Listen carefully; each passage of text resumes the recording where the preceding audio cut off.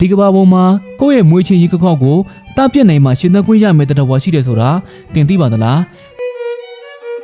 ဒိုင်နိုဆောတွေနဲ့ရုပ်ချစ်အစဉ်ဆုံးလို့ခေါ်ကြတဲ့ရှုပင်ငှက်ကြီးတွေရဲ့ကဘာမှာတော့တနာညစ်တမှုဆိုတာမရှိပါဘူးသူတို့လေးတွေရဲ့ရက်ဆက်လုံးတဲ့ချစ်တမ်းမှုတက်ပွဲအကြောင်းကိုဒီနေ့ရီကမှာပြောပြပေးချင်ပါတယ်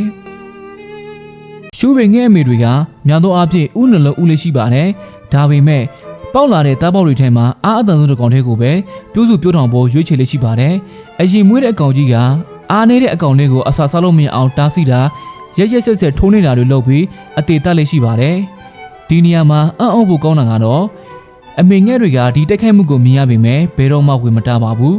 သူဟာအတန်မာဆုံးတားပေါက်ကိုပဲအစာကျွေးပြီးကျန်တဲ့တကောင်ကိုတော့အငတ်ထားပြီးတေးအောင်ပြစ်ထားလိုက်ပါတယ်ဒါဟာတဘာဝတရားကြီးရဲ့ရက်ဆက်လုံးနဲ့ရှေတန်သူသာအောင်နေသမီးဆိုတဲ့နီလန်ပဲဖြစ်ပါတယ်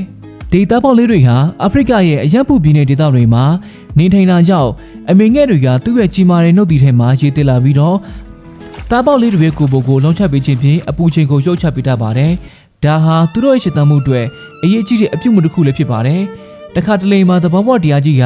ကျွန်တော်တို့ထင်ထားတာထက်ပိုပြီးတော့ရက်ဆက်တိုက်ကြပါတယ်ဒီရှုပေတားပေါက်လေးတွေရဲ့ဘဝဟာတင်ကန်းစာတစ်ခုပြီးနေတယ်လို့ပါပဲဒီလိုထူးဆန်းပြီးစိတ်ဝင်စားဖို့ကောင်းတဲ့